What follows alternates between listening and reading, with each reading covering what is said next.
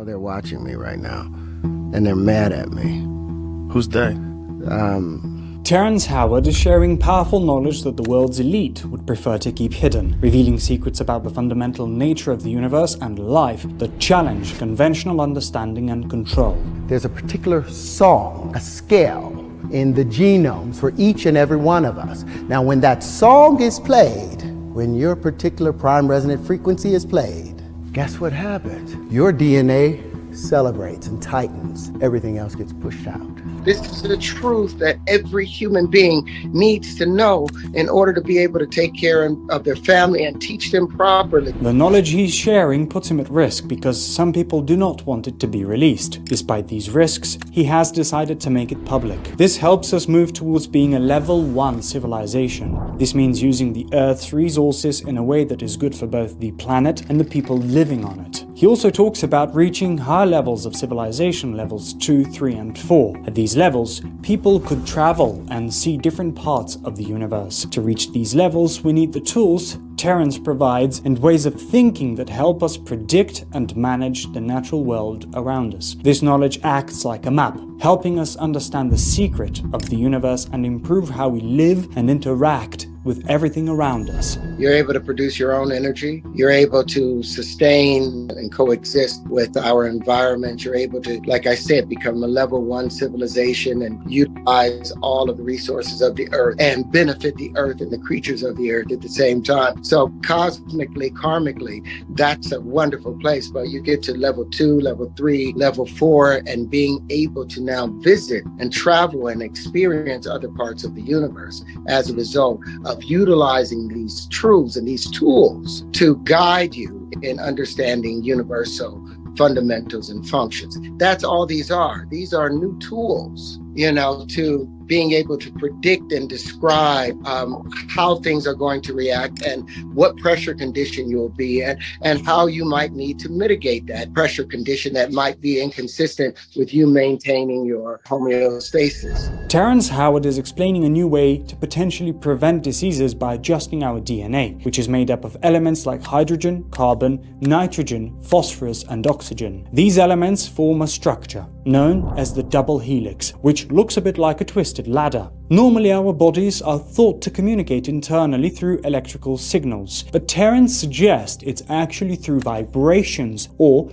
frequencies that each element in our DNA can emit. He relates this to how a particular song at a party can trigger memories and emotions from years ago, suggesting that similar to how music affects us, certain frequencies can influence how our DNA behaves. For example, if the right frequency reaches our DNA, it can tighten up in a way that pushes out problems and keeps it functioning correctly. Terrence mentions working on a device called a harmonic wave sequencer with another doctor to use these principles for healing, using just the right frequencies to keep our bodies healthy without invasive treatments. They believe this approach could even help cure serious diseases like AIDS and cancer by simply tuning into the DNA's correct frequency, much like tuning an instrument to the right pitch. He explains the whole concept to Harvard students. Have a look. How do you propose that this resequencing would actually recode people's genetics in order to prevent them from getting these elements? Simple. Our DNA is made up of what? 5 elements, right? Hydrogen,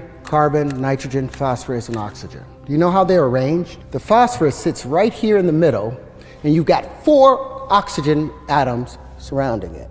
Then there's another phosphorus, 2 more oxygen atoms. Now these are the legs of that double helix. These are the legs. Now, the latter steps on it, they become the adenine, the guanine, the cytosine, and thymine, the ATCGs. It turns out hydrogen, the body transferred or understood the energy information through electricity. They're finding out it's through frequency. Well, guess what hydrogen sounds like? It's a key of E, and it's the color yellow. That's what proper physics gets you to. Oxygen is a chartreuse, and it's the key of F over F sharp. Information used to be thought about as just electrical information passing on. But I got a question for you. Have you ever been at a party with some of your friends you ain't seen in 10 years, but y'all was like 14, you hung out and there was a song that came on and you was like, ah, and everybody got up and was live at that moment. Now say 10 years later you got a friend with you.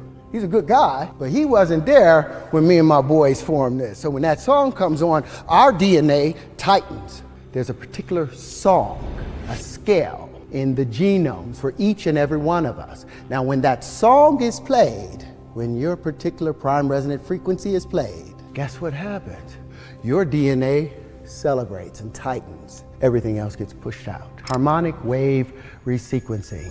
Furthermore, he explains how different elements in our DNA can be likened to musical notes and colors. For example, carbon is akin to the musical note E and is associated with the color yellow, while nitrogen corresponds to the note G. He explains that these elements together create a kind of song within our DNA. Imagine a piano, where each key is supposed to hit a specific note. If a different note plays unexpectedly like an F instead of an F sharp, it's like hitting the wrong key. This mismatch can cause a chain reaction, similar to a row of dominoes falling incorrectly. This is what he means when he says the domino doesn't fall right, leading to issues or malformations in the DNA structure. However, if the correct song or frequency is played, that is, when everything aligns perfectly as it should, our DNA tightens up and functions correctly, pushing out any errors. Terrence suggests that we don't need to resort to invasive methods to fix DNA errors. Instead, we can use specific frequencies to correct them, much like tuning an instrument to ensure it plays the right notes. If you're wondering how to find the color of a particular sound, here's the explanation. Sound wave has the same dance that a light wave has. It's just the sound, one is longer and one is shorter. If you want to know the color of a particular sound, you take its frequency and you keep doubling it until you get into the visual spectrum. Wow. And then you'll have the color. If you want to know what a color sounds like, you keep dividing it by 2 until you get into the audible section, and then you'll understand it. To better understand what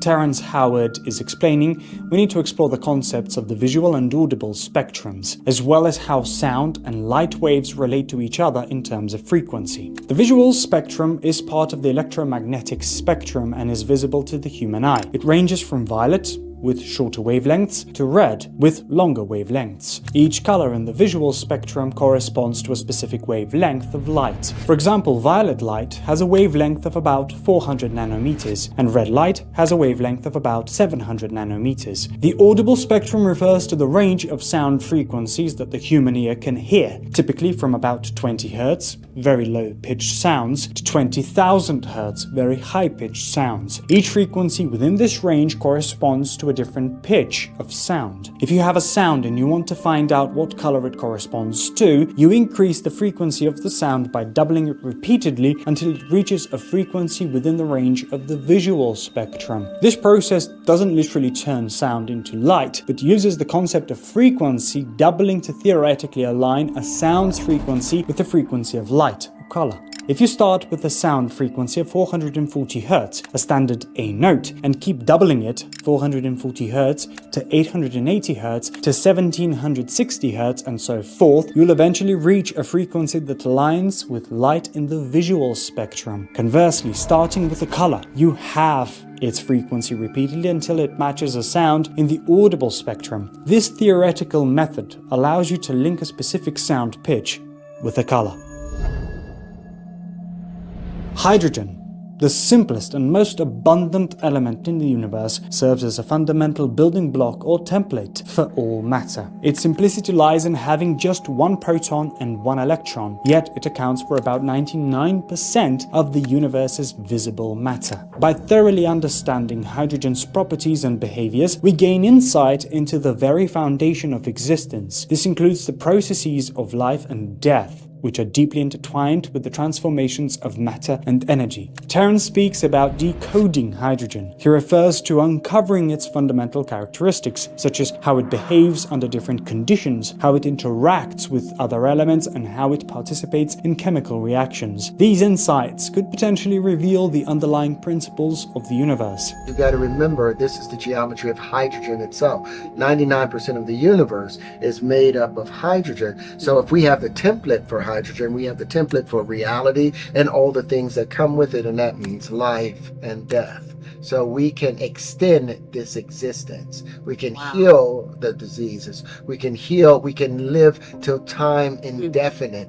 Every element goes through the transition and comes out the other side. There's only 7 elements, 7 tones for the most part, because all of the elements occur between the pressure conditions of 2 noble gases squeezing on each other. So in the carbon octave, where they squeeze themselves all the way up, you start with lithium, beryllium, boron. Then you have carbon, which is a plus and minus 4. You know, it's both male and female because you're getting hit from both sides. It has a double tone. Then it goes to nitrogen, oxygen, fluorine. Fluorine, now it goes through the noble gas. Now fluorine comes out, and now it is sodium.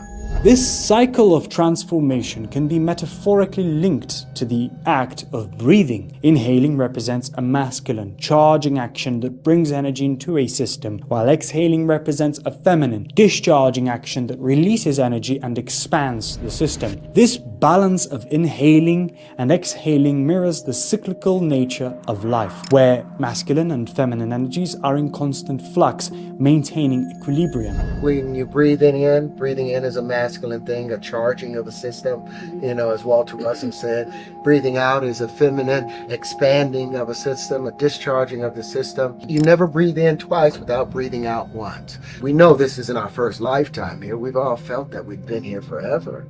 Can you remember not existing? But do you think you've been a woman in every lifetime? That wouldn't be fair. But it would make sense if you're masculine male in this lifetime, the next life you become feminine. You're a woman. Come back to male. Breathing in, breathing out. That equanimity will allow for karma to take place. Whatever I've done to women in this life, it's done to me in the next one. Biologically, this balance manifests in the aging process where hormonal changes occur. For example, as men age, their bodies may produce more estrogen, leading to traits typically associated with femininity, such as increased nurturing behavior. Conversely, women may produce more testosterone, leading to increased assertiveness. These shifts reflect the interconnectedness of all living things and the continuous cycle of transformation and balance. What happens biologically? You know, the male's body stop producing the testosterone, produces more estrogen, start growing boobs, become less aggressive and more understanding. The woman, what is she doing? She's slowly coming up to being more masculine, start actually growing little beards and all of that stuff. She's the prostate, which is the same exact tissue that is in the uterus. When the testosterone level drops, guess what? The estrogen level rises, the prostate, what does the uterus do every month? It sheds. It grows and it sheds.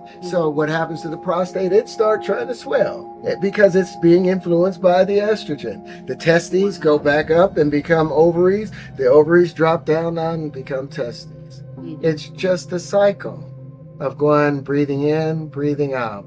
The universal breath. Terrence explained this profound concept during a speech at Harvard, captivating the audience with his insights into the everything expands and everything contracts principle. Everything expands and everything contracts in geometric form. You drop a pebble into the pond, it expands in a perfect sphere unless there's something in the way. The moment it hits the edge of the shore and starts to come back, it's the contracting waves that hit the expanding waves that creates the initial geometries. Everything expands as a sphere, everything contracts in geometry and fits. There's no sense of death. Everything goes to sleep and it wakes back up again. Refolds and unfolds, refolds and unfolds. And another thing, don't forget, you go from positive to negative, everything polarizes positive to negative. Then more than likely, with each lifetime, male to female, male to female. If the universe is consistent, I think it is. And if you're wise, if you're careful, because you can remember conscious moments in your life, can't you? You can remember moments when you're like, wait a minute, I'm in a bigger space than just this little body right here. You become fully aware of everything around you. And if you quiet yourself, you can think about those things. Now, I'm not trying to say I'm crazy or there's reincarnation or anything, but we know that energy does not die. In the following minutes, Michael Tellinger and Dr. Leonard Horowitz will explain the hidden knowledge of vibration and the universe. Please pay close attention. Your mind will be blown away. We live in an electromagnetic universe. This is what we are told, where everything spins and vibrates. And the electromagnetic universe is actually a subtle deception. You'll understand as we go. It's a very subtle deception, a very important subtle deception, because it's not the electromagnetic universe that we live in. It's the magneto-electric universe that we live in. And just twisting those two around would have given us a very different perception while we grow up about the world that we live in and the universe and this reality of us. If we don't think of it as the electromagnetic but the magneto-electric. Huge consciousness shift in growing up with that kind of thinking. Everything has its own specific frequency, as we mentioned before. Prime resonance frequency. Everything vibrates at its own frequency. That's how we can manipulate things with frequency and sound and resonance. All comes to the same thing when you start breaking it down. Sound and resonance are also the common links of all creation. In Christianity, we have the word. We have the Om in Hinduism, the Egyptians that sang the universe into creation. And my favorite, the Aboriginals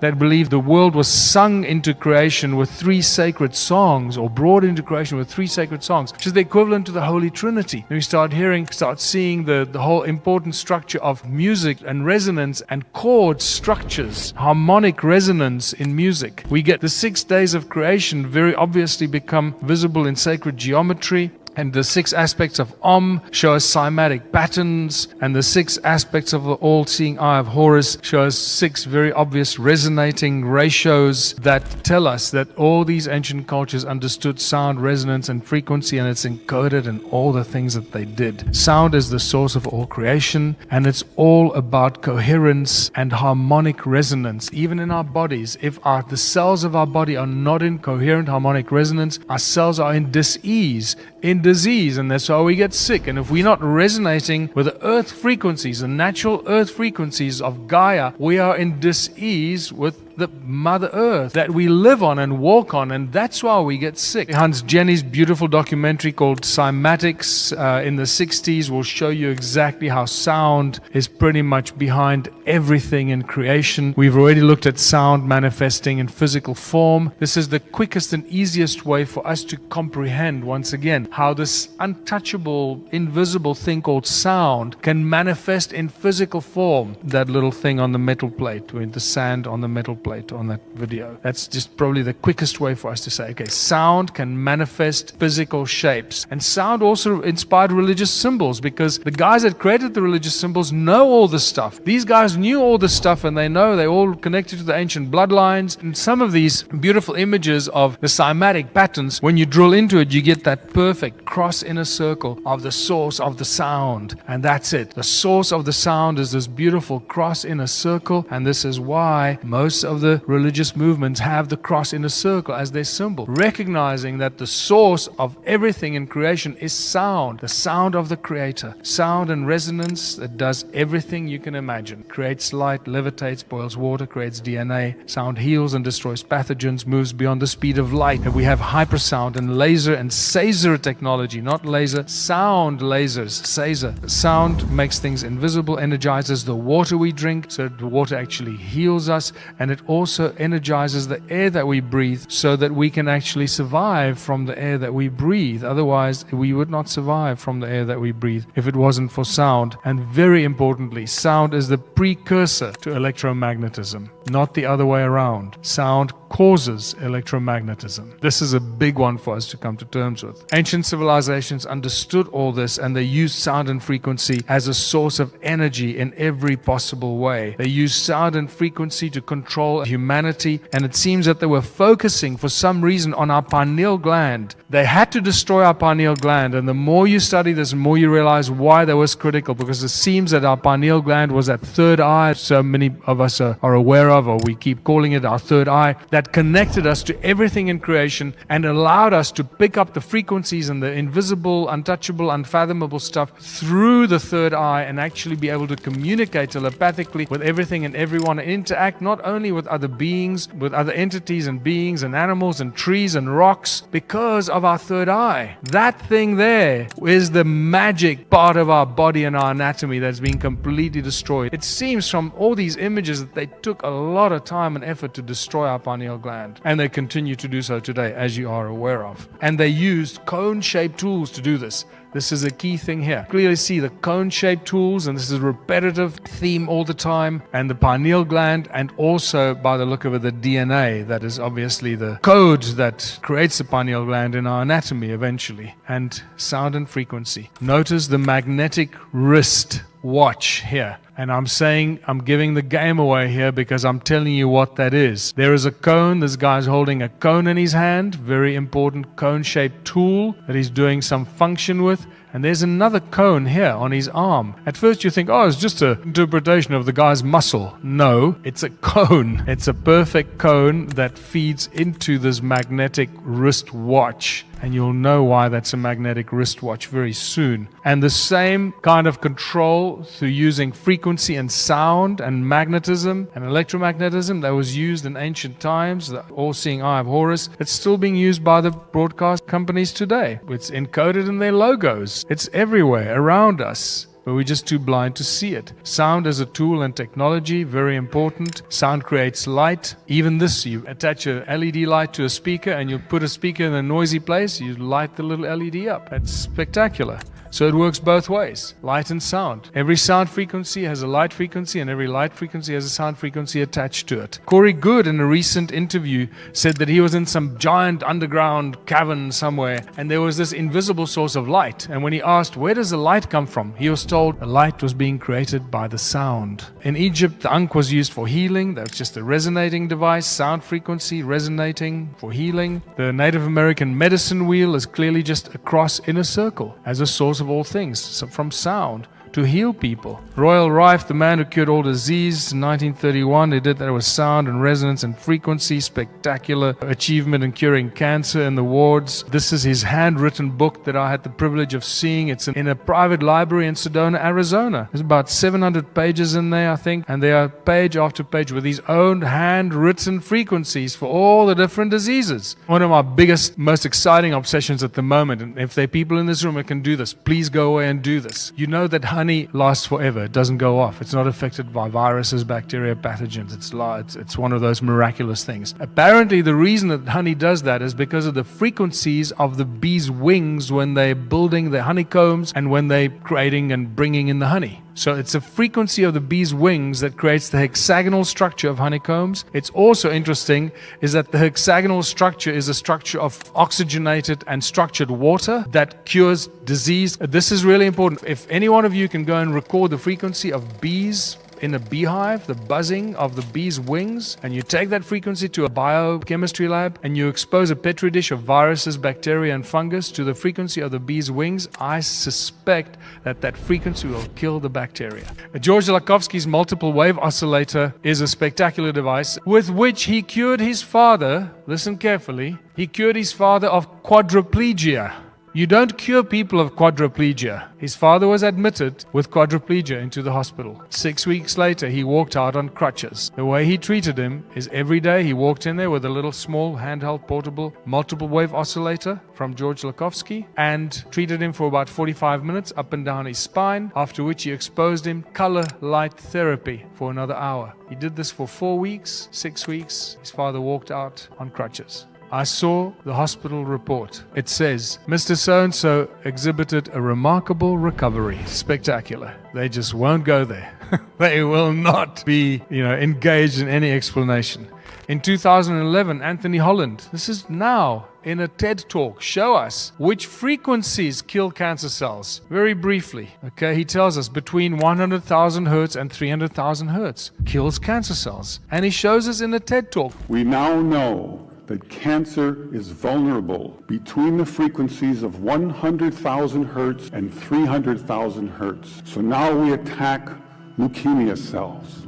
Leukemia cell number 1 tries to grow a copy of itself, but the new cell is shattered into dozens of fragments and scattered across the slide. Leukemia cell number 2 then hyperinflates and also dies. Leukemia cell number 3 then tries to make another cancer cell. The new cell is shattered and the original cell dies. Magnetrons obviously generate huge amounts of energy, and that's just sound. It's a resonant cavity magnetron that's used in laser beams, laser technology, microwaves, all use magnetrons for that technology. Sound acts as a cloak of invisibility. There's so much new information about this, opens a whole new chapter and debate. There's very advanced new sound cloaking technology right now available. This plastic 3D acoustic pyramid acts as an acoustic cloak, make things invisible when you put it underneath it, when you expose that pyramid to specific sound frequencies. And that pyramid is reminiscent of what? Is reminiscent very strongly of Eastern architecture. Sound creates hurricanes. In 2003, these guys lodged a patent to create hurricanes with sound. And then here's another one. Sound creates supercluster galaxies. The lower the frequency, the larger the cymatic shape.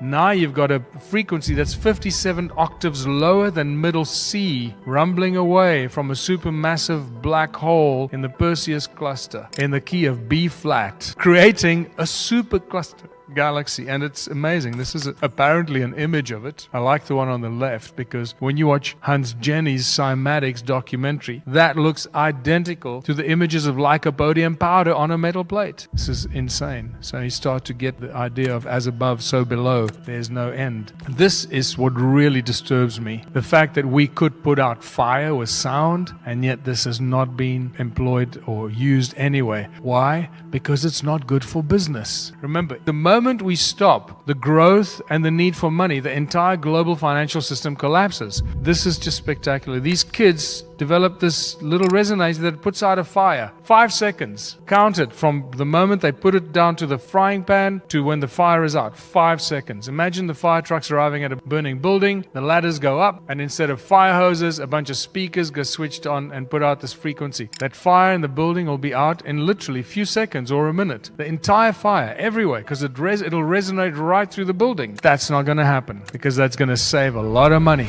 Be attached to a drone, and that would be applied to forest fires or even building fires where you wouldn't want to sacrifice 5 seconds.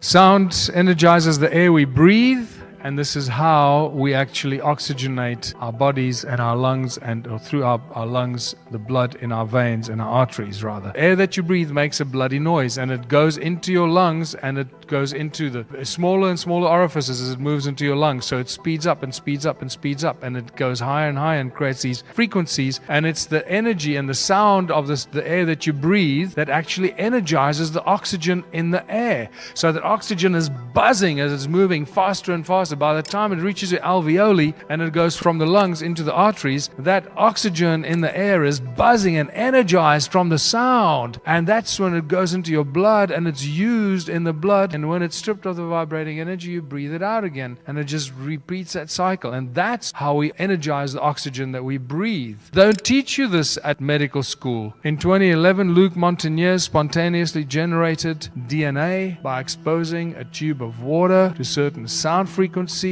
that had the frequencies of a DNA in it and constituted DNA in an empty test tube. With sound, now you start understanding how we can start cloning other species and other creatures just by sound and vibration. And then obviously sonoluminescence, the star in a jar. God said, let there be light, a bubble with brilliant light inside a body of water. Is it possible that all the star systems that we see out there are actually just giant bubbles of light in a never-ending mass of water? I don't know. The following content will challenge everything you thought you knew. Take a look. Your DNA is an antenna to the Creator that operates like a Tesla coil because of the creative juice in you, water.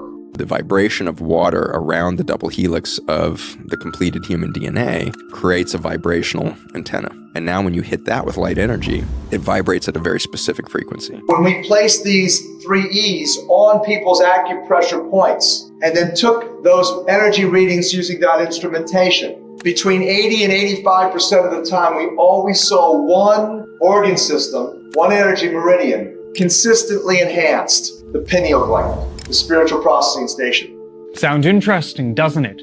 Next, Dr. Leonard Horowitz explains the mysterious connection between the numbers 3, 6, and 9 in the human DNA. It is mind-blowing.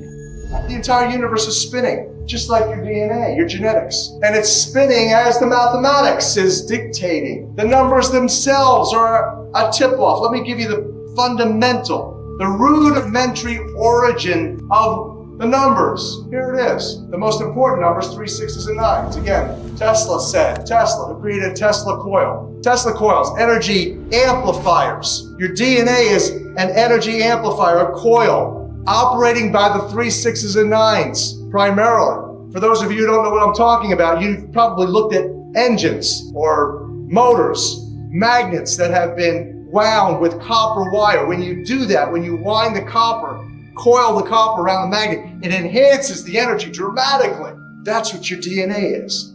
It's an antenna to the creator. Technically, the scientists call it photon-phonon emissions for intercellular communications. That's the primary function of DNA. Phonon is sound. Photon is light. So sound and light signaling. And before there was light, there was the water and the sound. So sound and light signals come into the cells, and DNA is in a matrix of water. Your DNA is an antenna to the creator that operates like a Tesla coil because of the creative juice in you, water. Specifically, most frequently, the matrix of DNA is the 6-sided hexagonal shaped structured water molecule. And this is from science that Lee Lorenzen shared with me, and he shared this with Dr. Emoto. This is from the journal Science. This is from Ron Sakeley's team, University of California, Berkeley, water scientists, who took DNA and evaluated how much energy potential is held in the genetic strands, and then changed the structured water matrix. They pulled the water out of the matrix and then rechecked to see if the strands were still spiritually or energetically active. And so here you can see 4 strands of DNA in that beautiful Tesla coil structure. Here particularly you can see, if you lay this on its side, you see the structure of the double wing in Rodin's infinity pattern. And here you see negative 212, here is negative 217 as an energy measure. If they eliminated as little as 8% of the structured water out of the matrix, you lose the structure.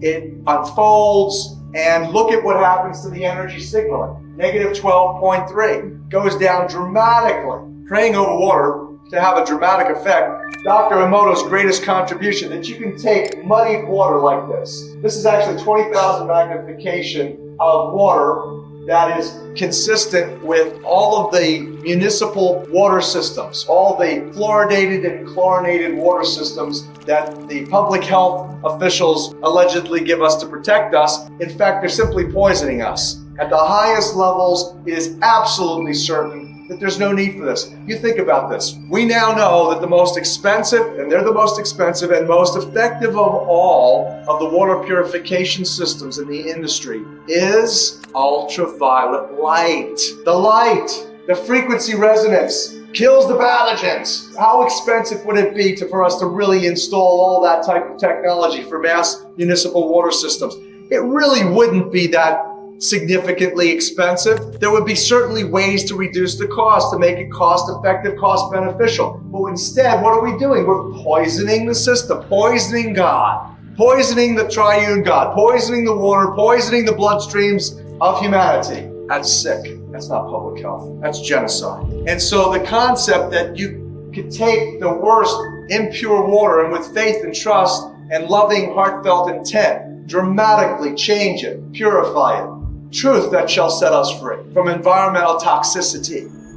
When it comes to water, have you ever thought that cats have something special? They're always drawn to flowing water, be it from a faucet, toilet or shower. They don't drink water that has been sitting in a bowl for 2 days. Let's listen to Aubrey Marcus and Dr. Zach Bush talking about the science behind all of that.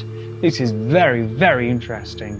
The cats have taught me something else, because I could pour this Mountain Valley water and I could pour it in a dish, and I leave that dish flat and leave it there for 2 days. They will not touch that water. But I've flushed the toilet. I've flushed the toilet and the water's swirling. They'll choose that water that's been circulating and cycling or alive, they prefer it out of the faucet, but they'll take the toilet. But alive, it's like living water. It's like they can sense that there's something different about the water as it's alive, as it's moving, and there's something happening there. What's happening at the atomic level, that you're witnessing there, is clumping.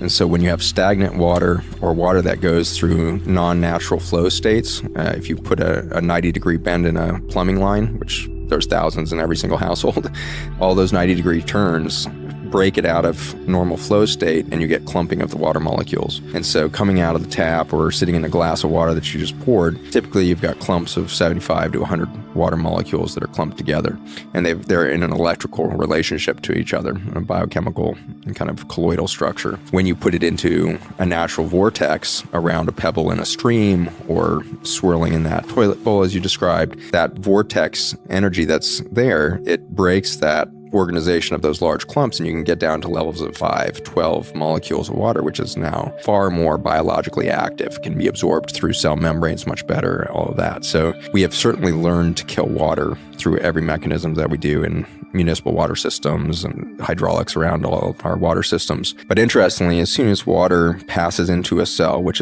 remains one of the most mysterious things in biology, we still don't really know how water gets into a cell, because we just have these passive channels called aquaporins in the surface of cells that have no pump mechanism. We have pumps for everything else: sodium, potassium, minerals, insulin. Like, we have all kinds of ways to get crap into cells. Water being the most important thing for cellular health, we can't figure out how that thing knows how to passively push through a cell.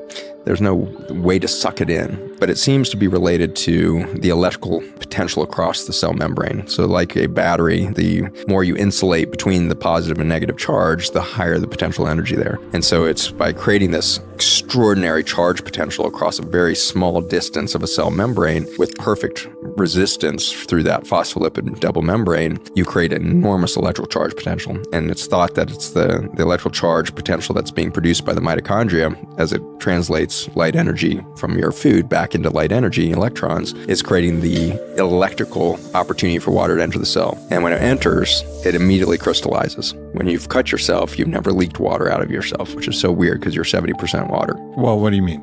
What's blood? Blood is not from the cell, right? So you'll have blood, which is a liquid state, but it's outside of the cell. When you cut yourself, you'll disrupt millions, if not billions of human cells, skin cells, deep dermis, all of this. No water leaks out. And so you're cutting through massive amounts of tissue. Heart surgery is just so dramatic. And there is no leak. There's no water there because it's not a liquid state. It's actually in this fourth phase of water, which looks like a dense jello. And what it is, miraculously, is a crystalline structure of that H2O. And that crystalline structure lines up along the DNA of the strand of the virus or the human DNA that you receive from mom and dad to create an antenna system. And so the vibration of water around the double helix of the completed human DNA creates a vibrational antenna. And now when you hit that with light energy, it vibrates at a very specific frequency. And I believe that what gives you the ability to wake up every day thinking you're Aubrey and not me is not actually a cognitive process. It's actually a vibrational event where you always know. And if somebody came along and said, your name's not actually Aubrey, your parents lied to you, your name's Phil, that's no problem for you because you say, all right, I'm actually Phil, but you haven't lost track of who you are at that biological level because you're still the same frequency of resonance. Right. No, there's an awareness of self. There's a coherence of memory of your body that's held at the water structure and its resonance around the DNA strand. Memory is all in the water. We've never found a database in the brain or peripheral nervous system that allows for long-term memory. We have short-term memory in the hippocampus, which is a tiny little, size of an almond in the side of the brain. That's where we do short-term memory processing into long-term memory, but it disappears into this black box of long-term memory. We don't know where the hell that's happening in the neurology side, but we know through water structure that water carries memory at the molecular level in an exquisite state. And, there's been bizarre abilities now to look at atomic structure to understand vibrational input. There's a TED Talk, I think 10 years back or something like that maybe, but that showed how, I think it was a Stanford group, had been able to reproduce a conversation that happened in a room with a bag of chips, an open bag of chips, and they studied the atomic structure shift in the bag of chips to recreate the vibrational input that would have happened to create those, before and after events of the atomic structure of the chip bag, and then show that can be then translated back into voice. This is how it went down. Mary had a little lamb. Little lamb, little lamb. But ridiculous as this experiment looks, it was actually really important because we were able to recover this sound.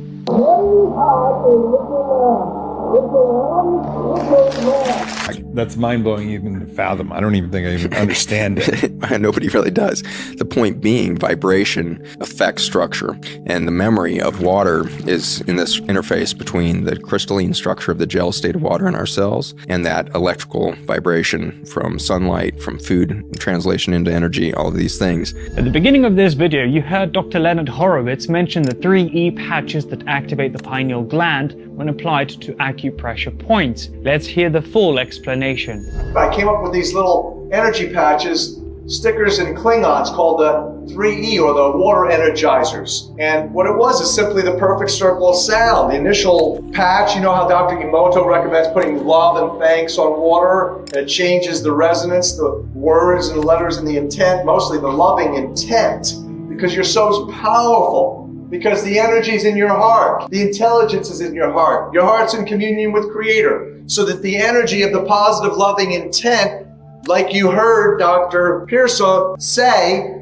that, you know, in a laboratory miles away, if you start exercising, your heart cells are going to reflect that miles away, or you're going to have this intelligent communication into the water, which is the blessed creative juice. We all know, those of us who have any sense of reasonableness and faith, that prayer works. How does it work? Because there's a loving, heartfelt intent to do good.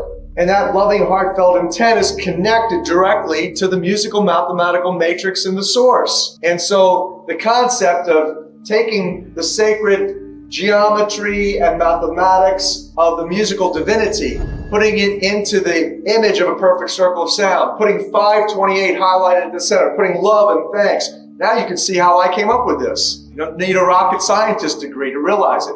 And so what Dr. Emoto did was he took it back to Japan, sent it to Japan, and you know there's messages in water. He's the researcher who has three New York Times bestsellers now. One is called The Message in Water. The other is called The Hidden Messages in Water. And he takes under 20,000 magnification, crystalline flash prose in water that's been prepared for 12 hours with whatever you're trying to see if it has some sort of a change in structuring or a message in the water.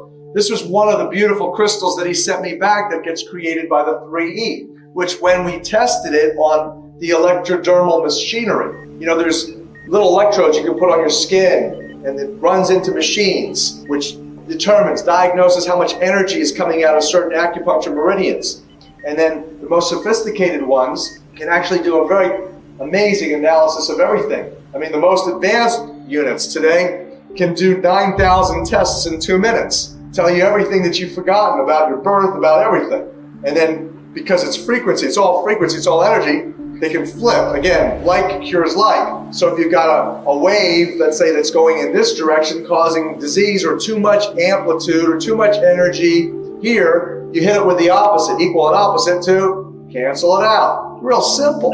It's based on what I showed you. Creative technology, word, sound, frequency, mathematics, resonance, waveforms, and the technology based on that. This, by the way, is one of the beautiful crystals that Dr. Emoto showed. You know, we pray over water. How about a message in the water that the water's praying for us? Here you have a water molecule, a massive amount. Actually, this is about 1 million water molecules that came together in a specific shape to deliver a message to humanity, which is we're praying for you to get it together. And interestingly enough, when we placed these 3Es on people's acupressure points and then took those energy readings using that instrumentation, between 80 and 85% of the time, we always saw one organ system, one energy meridian, consistently enhanced, the pineal gland, the spiritual processing station. All this information has kind of shaken my world. I wonder if the water we drink daily is good or not so good for us. I started looking for information about the best drinking water, and I found this video with Dr. Gabriel Cousens, a holistic physician and spiritual teacher known for integrative approaches to health.